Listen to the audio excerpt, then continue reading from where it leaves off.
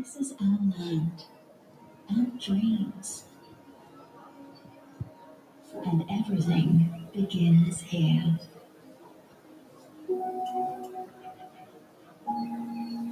Imagine the earth as a living being, breathing, with every heartbeat coming from this soil.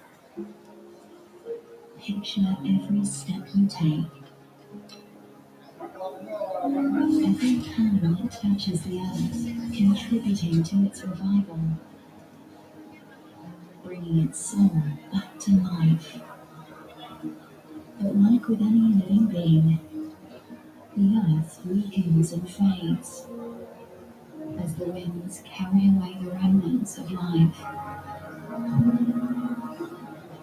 Here, nature breathes again, life returns to the land, and we plant hope for a sustainable future. What if we gave it another chance? It's a promise that the earth breathes again. This is where Project Remedy steps in. We become the doctors of nature. We listen to the pulse of the earth, and we develop precision to restore its vitality. Our tools heal the land, diagnosing its problems with care. Together, we restore life's place. Investing in the land is investing in the future. Join Project Remedy. Let's plant hope and save the planet together. We bring life back to the earth.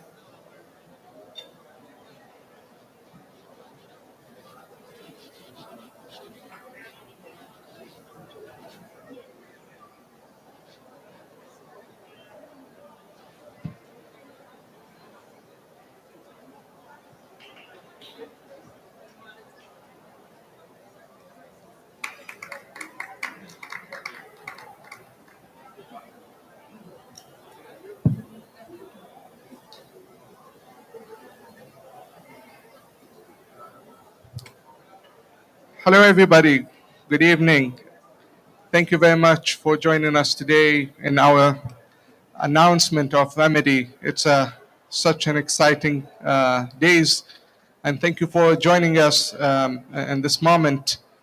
Today, we're launching or announcing our project Remedy.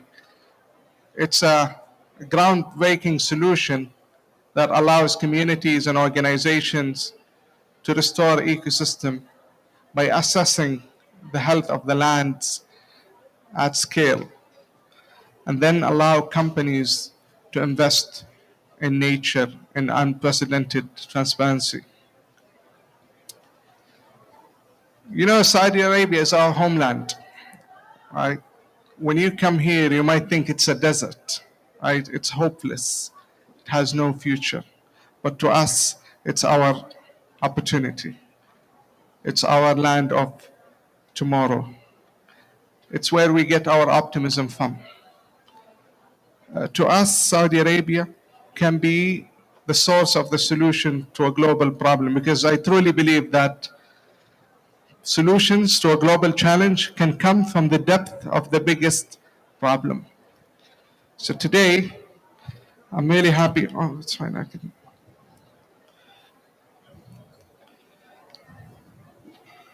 It's okay. And today, I'm very happy to show you what we managed to do in the past year and a half. You see, when you look at Saudi Arabia, you might think it's desert. You might think it's degrading. And it's degrading because of lack of water. We don't have enough water, and that's why we're degrading, right? No, we have lots of water. Do you know how much water we get in our country every year from rainfall? We get up to 166 billion cubic meter of water raining on Saudi Arabia every single year. There is enough drinking water for 60 million people every year. There is more than 70 million Olympic pool. But where does that water go? Some say that most of that water, 80 to 90%, goes to the seas and 10% evaporates. And we only utilize up to 2 to 3% of that water here in the kingdom. Now, the question is, what if we make that 90%? What if we make it 50%? What if we retain water here in the kingdom before it washes away to the seas? And today, that's what I want to show you. When you look at our landscape and you look at it in a different lens, you'll be able to see the veins and arteries of the earth. Water is the lifeblood of our earth. These are the veins that sustains the land's health. And as you can see, they all look like cells and organs.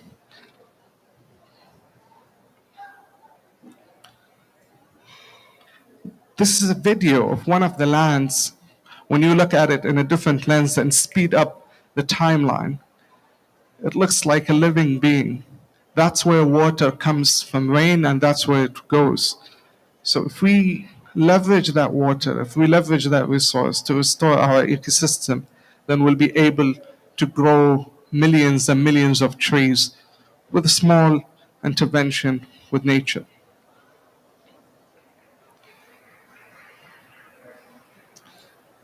This is Arizona, and it looks kind of like Saudi Arabia, but what's special about Arizona is this water treatment facility. They use the excess water from that facility to create a wetland nearby. And the excess of that wetland goes to the stream of water and grows the landscape around the water treatment facility. And the excess of that water goes through the valley, greening everything that goes on its way. And if you look closely to that landscape, you'll be able to see kind of like a microclimate, that what happens when water washes through valleys. So that's just about water. But an ecosystem is not only about water. Ecosystem is a very complex system, right? In the past year and a half in Remedy, we were able to identify the 6 essential elements of an ecosystem. And we believe that if you fix these 6 elements, land will regenerate on its own. These are the green cover, soil, water, biodiversity, air, and community. In Remedy, we try to measure all of these elements one by one using technology. We look at biodiversity in each area because biodiversity is an essential part of an ecosystem. If biodiversity is impacted, then it will cause an imbalance of that ecosystem and it will cause it to degrade. We look at soil in real time because soil also is an essential part of an ecosystem. If we fix soil in some areas, then the ecosystem will self-regenerate. Now, in order to heal earth, in order to heal land, you have to really understand what's wrong with it. Imagine you as a human, when you go to a doctor and you feel sick or you feel ill, what's the first thing a doctor would tell you? They would ask you about your history, right? And they would attach sensors to your body to collect data about your vital signs, about your temperature, about your pressure, so they can identify what's wrong with you. And if they can't, they would go deep and use X-ray, MRI, and different lenses until they find the root cause of your problem. Once they do, they set a treatment plan and they monitor that treatment. Sometimes treatment can be very small, but can have a huge impact. And that's what we do in Remedy. We focus on this small surgical intervention that can cause a massive impact on an ecosystem.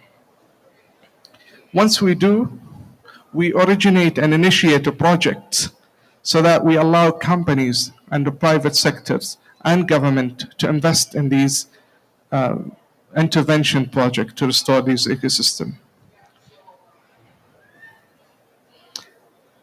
Once we get the fund to complete the project, we monitor that project in real time. So we provide unprecedented transparency to the restoration activity of the land, and we provide back the data to the companies that invested in these projects. We've been working on introducing digital MRV, digital measurement reporting and verifications, that every single project that we initiate and implement, we monitor the progress of that project in real time, and we measure the impact in real time and give you access to see that project.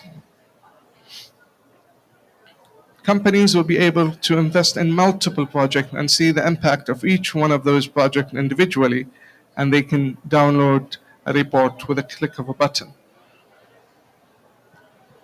I think there's lots of opportunities in the kingdom and outside of the kingdom of a small surgical intervention that can cause a remediation of a large landscape. But unfortunately, we don't have ecologists to identify these lands, to identify these opportunity for restoration.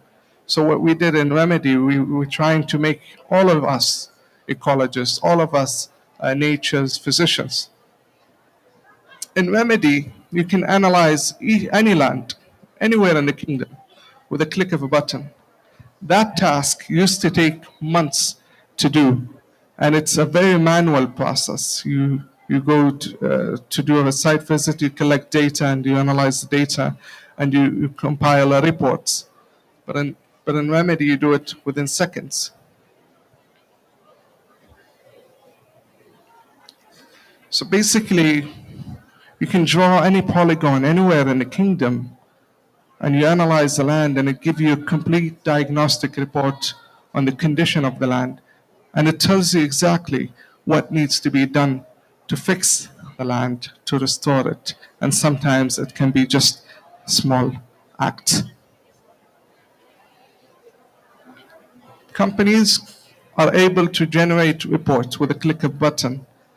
They can see the impact on biodiversity. They can see where every dollar that they spent on this project, what's their ROI on that investment.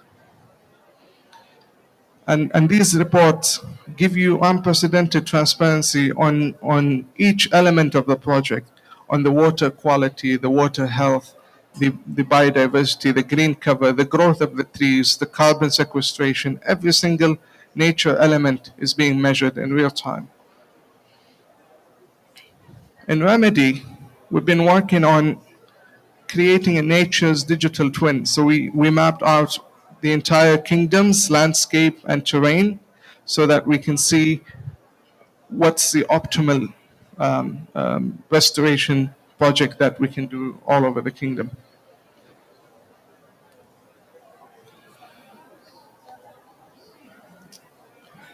Remedy relies on AI heavily because we think that AI can help us do tasks rapidly and very complex tasks. And I believe that if we want to fix ecosystems at scale, very complex process, we can only do it with the help of AI. So we built several AI engines that help us diagnose lands, delineate watersheds, and do hydrological assessment at scale with a click of a button. An AI can tell us where is the best intervention and how to do it. And also, we developed something called Sky Vision, which can look at any landscape and understand the condition of that landscape and can feed the other AIs the data that it captures here.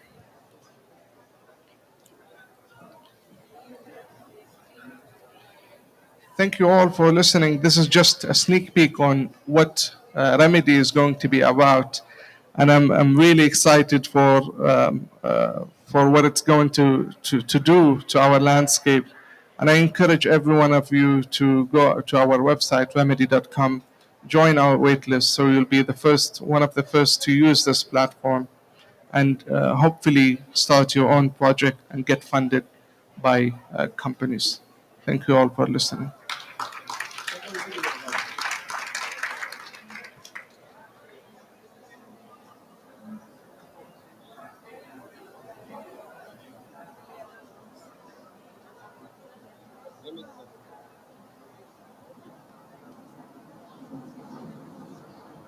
This is our land, our dreams,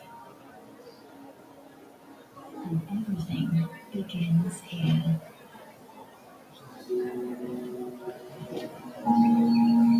Imagine the earth as a living being, breathing, with every heartbeat coming from this soil. Picture every step you take, every hand that touches the earth, contributing to its revival, bringing its soul back to life. But like with any living being, the earth weakens and fades as the winds carry away the remnants of life. Here, nature breathes again, life returns to the land, and we plant hope for a sustainable future. What if we gave it another chance? It's a promise that the earth breathes again. This is where Project Remedy steps in. We become the doctors of nature. We listen to the pulse of the earth and we intervene with precision to restore its vitality. Our tools heal the land, diagnosing its problems with care. Together, we restore life's place. Investing in the land is investing in the future. Join Project Remedy. Let's plant hope and save the planet together. We bring life back to the earth.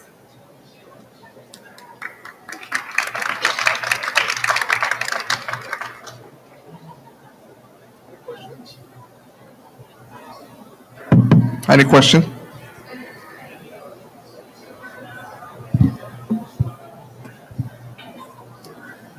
Hello, thank you very much for the presentation. My name is Fred Odika. I'm from Nigeria. I'm the Senior Technical Assistant to the Honorable Minister, Regional Development in Nigeria. I like the presentation because it's familiar to what we do in Nigeria. But I think I need some clarification on one of the differences concerning project impact report. In Nigeria, we use environmental impact assessment report. I don't know if you are aware of that. Environmental impact assessment. We have a law guiding that principle that before you start any major development in Nigeria, you must go through the process to the Federal Ministry of Environment. They give you an approval before you can commence that type of project. The EIA report looks at all the things we have talked about, except one. I think that may be the major difference. That's all my input here. The issue of carbon sequestration is going to be a new thing in Nigeria based on the issue of climate change.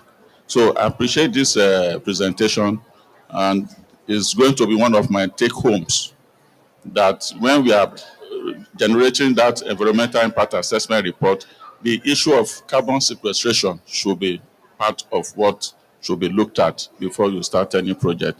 So I thank you for the opportunity and hope to see you more. Thank you. Thank you very much. I appreciate it.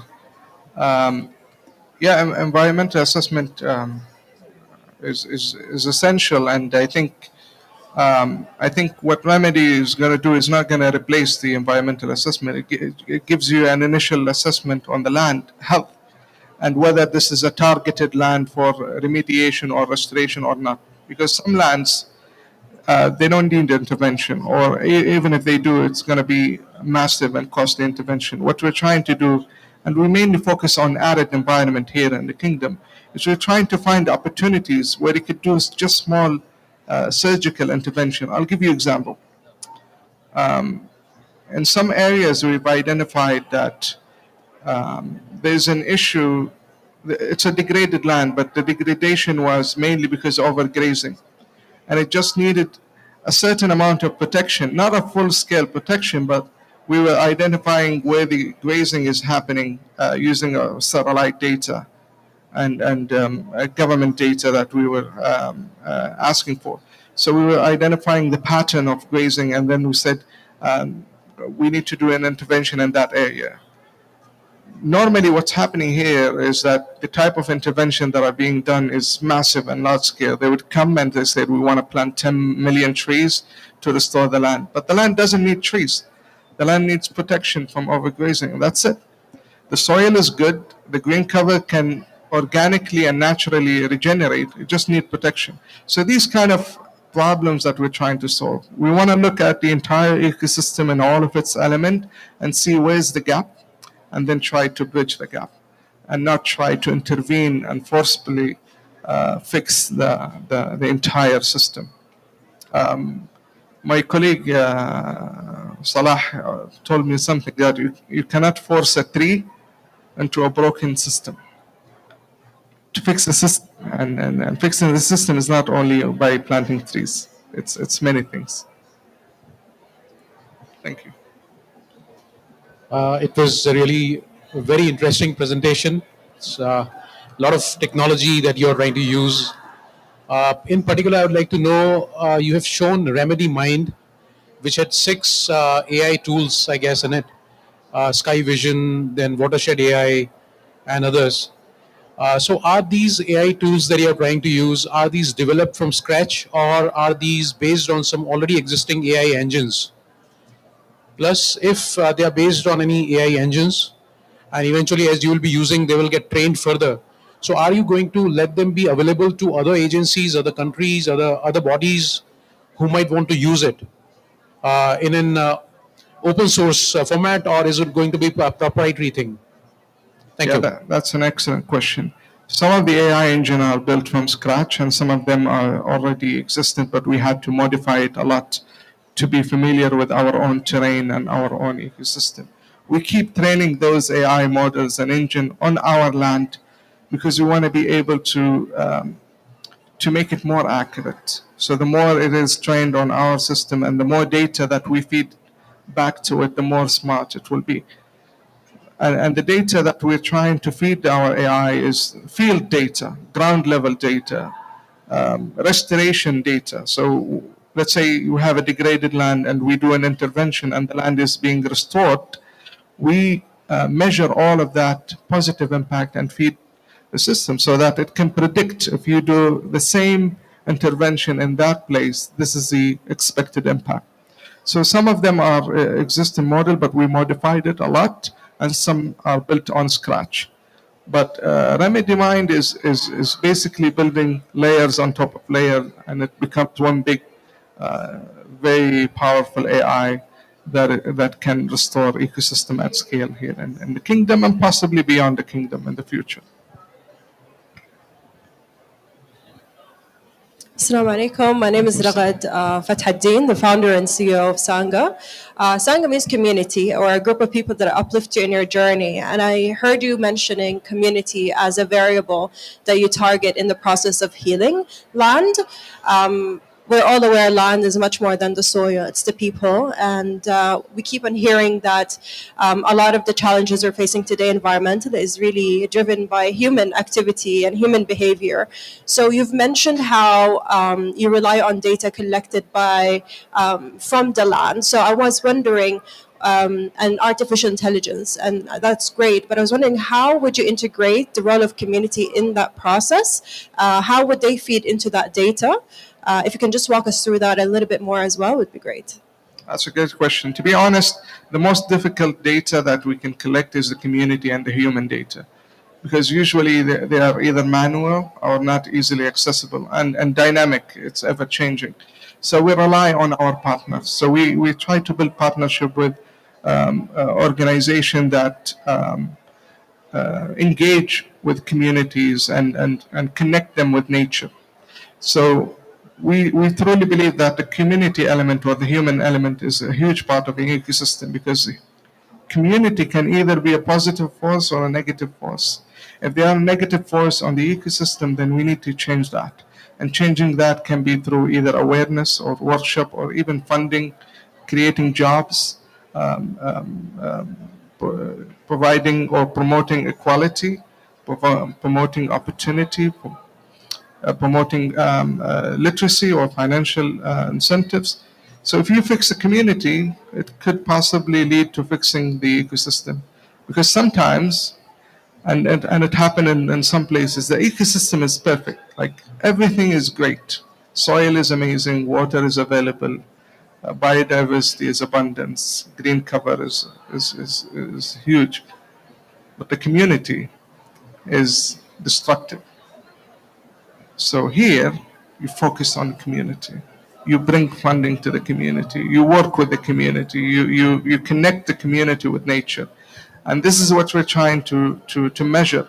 So we rely on partnership. We rely on companies that give us the data, and we help fund these companies that engage with the community in exchange of the data that they bring back. I hope I answered the question.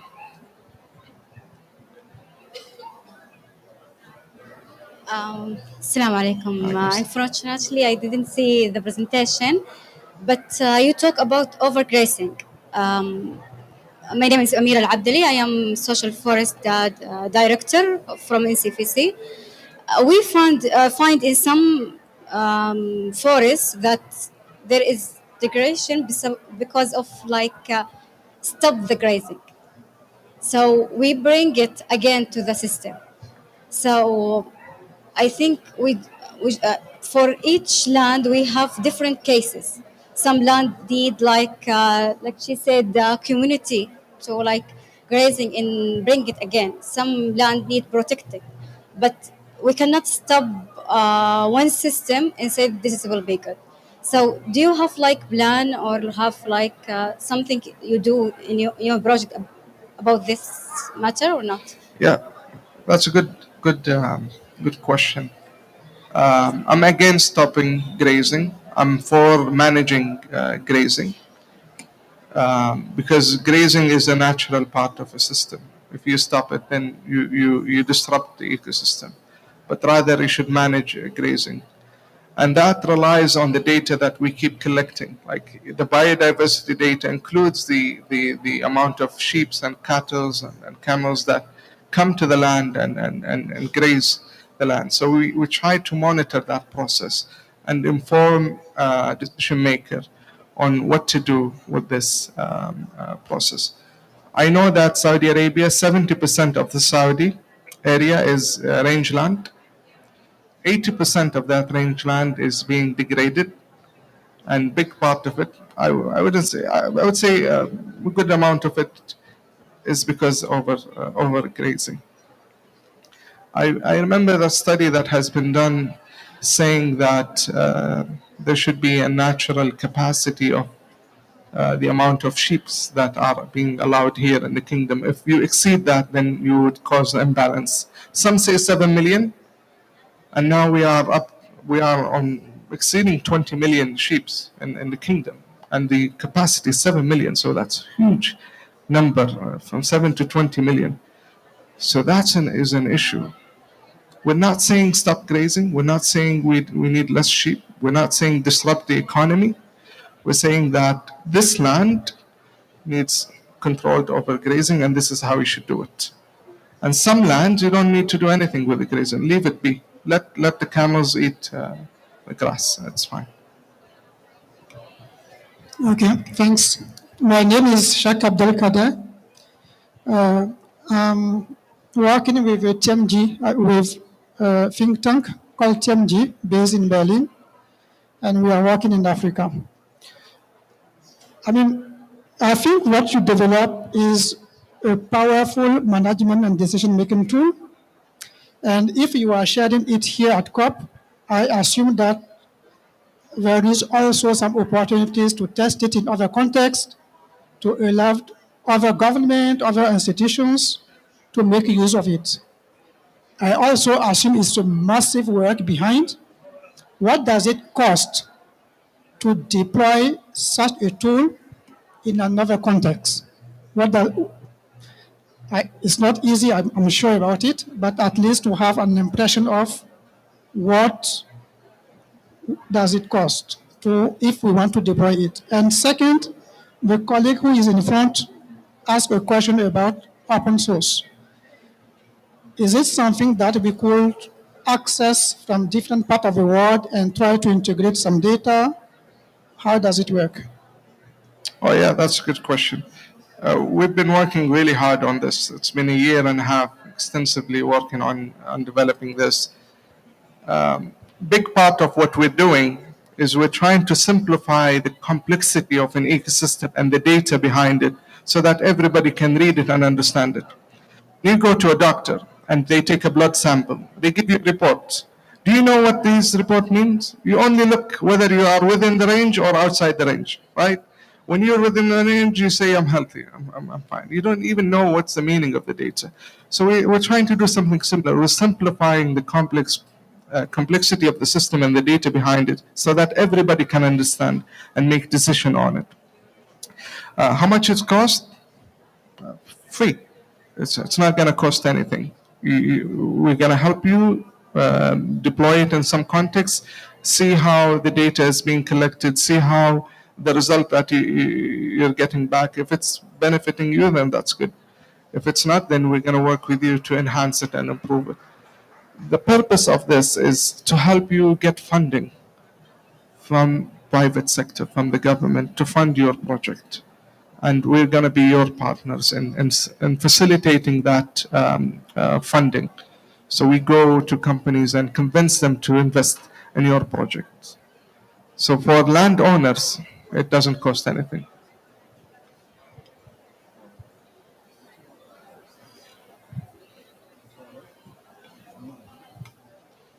Hi, my name is Sean Karakatu. I'm the North America Youth Focal Point, and I found the example of Phoenix really interesting. I grew up in Phoenix, so it's a city very close to home. And I wonder, like, two questions. I had a chance to take a look at the website. I see it's on waitlist still, when the product will be out. And then also, as we're thinking about these different places in the world, like how you've thought about integrating them with those private-public partnerships and what that process looks like as well. We're working around the clock to make sure that it goes live as soon as possible. I think it might be out within 2 to 3 weeks. You can have access, but join the waitlist. You might get access, early access. We want people to test it out and give us feedback, because we will only know if there's an issue or the data doesn't make sense if we roll it out at scale. We've been doing our own experiment, but we also want you to help us with that experiment. So once you try it out, let us know whether they are working, whether the data makes sense, and then we will help refine that and improve it. In terms of facilitating private-public partnership, that's the purpose of the platform. The issue with the companies, private sector, is that they're very hesitant in investing in nature because data is not always accurate. In Remedy, we focus on making the data as accurate as possible, as transparent as possible.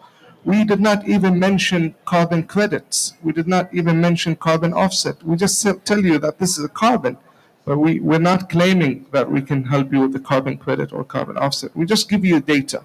You do whatever you want with that data, but we just want to give you a real-time accessibility and monitoring of the project as if you have a digital twin. Imagine the project as a digital twin. You can see everything that is happening in this project from your computer. And it's free, it's open for you.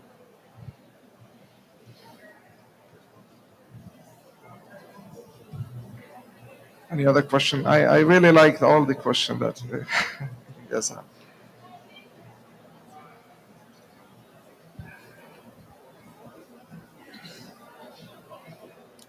Thank you very much. I do prefer speaking in Arabic if it is possible. Sure. حسب ما فهمت ان هذا المشروع لاصحاب الاراضي. اوكي زين في حال اذا الواحد ما عنده اراضي شاسعه او هم افراد مو مؤسسات، هل ممكن يستفيدون من هذا المشروع؟ شلون ممكن يستفيدون؟ لان عندهم اراضي بسيطه ويحاولون يستفيدون من هذا المشروع. هل ممكن؟ يعني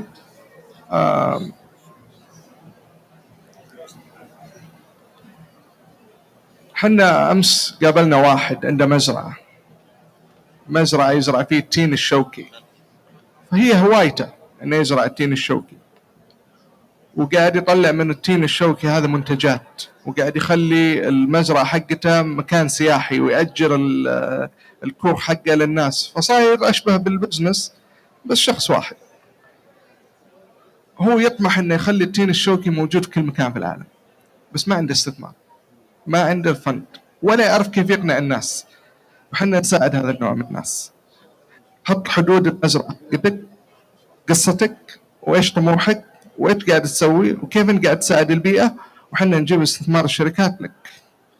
So this is how we do it. If you have a land and you have يعني an activity, agroforestry or regenerative forestry or any activity related to nature, we help you fund it. Thank you very much for this second opportunity. It's actually what I wanted to answer, the collaboration, because the environmental impact assessment issue I talked about covers all sectors. But I can see now that your major issue is about land restoration. In fact, going back where I'm saying here, invest, restore, and thrive. So in Nigeria, the issue of land degradation comes from what we are suffering now, desertification from the northern part. And from the southern part, we have issue of land degradation coming from oil production activities. So in my ministry, which is Ministry of Regional Development, the task is to develop all the regions in Nigeria. We have the northern region, the southern region, and we have 6 geopolitical zones. It's my ministry that's supposed to solve all the problems in this area. So going by your presentation now, how can you help out? Because I'm representing the government here. The minister just stepped out so that I can put it before the minister what I've seen here as a take home to resolve our problems of land degradation. We want to restore those lands that have been degraded by oil pollution, and also the ones that have been affected by way of desertification from the northern part. So how do we collaborate with you so that you can assist us and help us? Thank you. Thank you. We're happy to discuss how we can collaborate after this, definitely. But what we're trying to do is we want to make everybody ecologist, right? Because ecology you have to study. But what if we all are ecologists? What if we are soldiers for nature, right? What if we all have the tools and the knowledge necessary to combat desertification or degradation?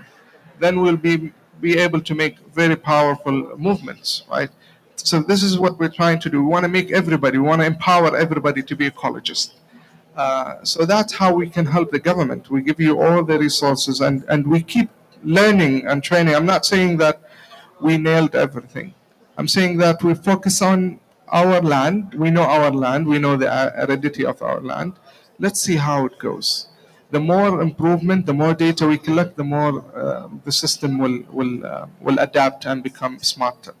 So definitely, we'll be happy to discuss how we can collaborate.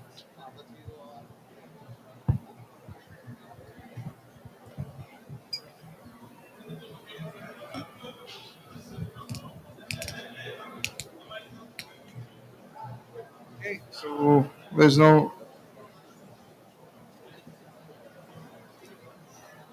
Just quick question. Maybe you mentioned it and I didn't pay attention. Probably. Is there a specific size for the lands, or is it? I mean, sorry. Is it? Is there a minimum and maximum size of the land, or? No, there's no minimum or maximum as of yet. Um,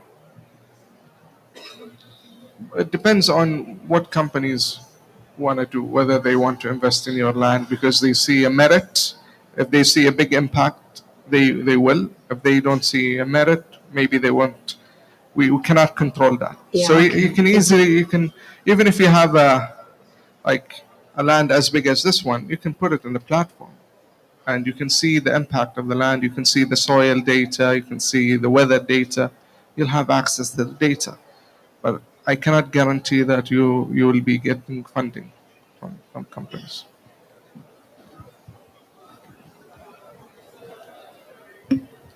Okay. Thank you all for listening, for your patience, and hope to see you soon.